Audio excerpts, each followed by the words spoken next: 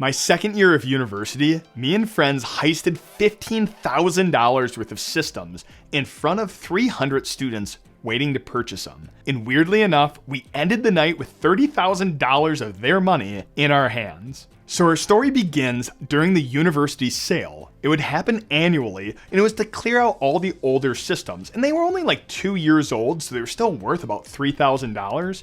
But they would sell them to the student body to get ready for some new ones. And they would give the students a massive break in the price. A $3,000 system would be sold for about $300. So as you can imagine, students would line up days ahead of time just to guarantee their spot. And this is the problem, because I lived in a house with 6 other hackers and none of us wanted to stand in line for days on end waiting. And this is where we started hatching our plan.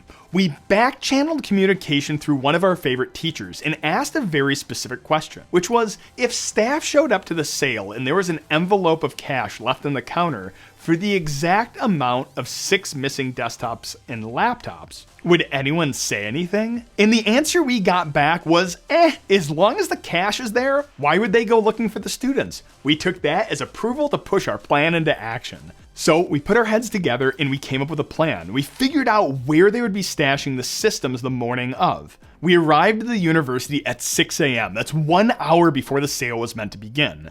We knew where the room was where all the laptops and desktops were going to be stored. We got to the door and we noticed a problem. It had a pretty hefty security pin lock on it, which we didn't expect to take as long to lockpick. So it was about a half an hour before the sale was to begin when we finally got in. We cracked the door and we heard the weirdest sound that we did not expect to hear. Applause. The entire line started clapping and we realized our mistake. When we had cracked the door, we didn't realize that the room behind us was a lot lighter than the room we were opening. And since all the windows were wide open, the student body could clearly see through the room and see that the door was opening. The applause was because they thought the sale was about to begin. So we backed off from the door and huddled up to come up with a new plan, which was pretty simple.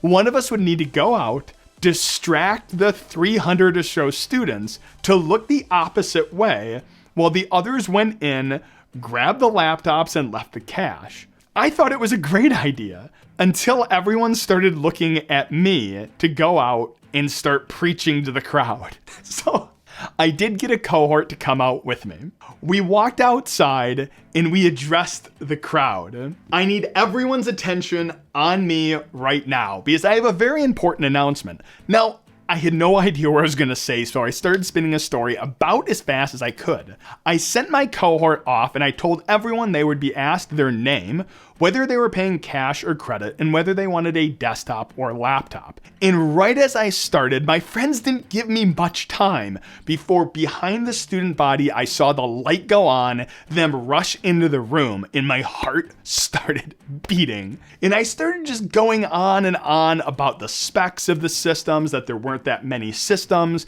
and I let my cohort start making his way down the line. I asked anyone with any questions to come up, ask me. I also asked them that we're going to have to move the line a little bit because it was against fire code.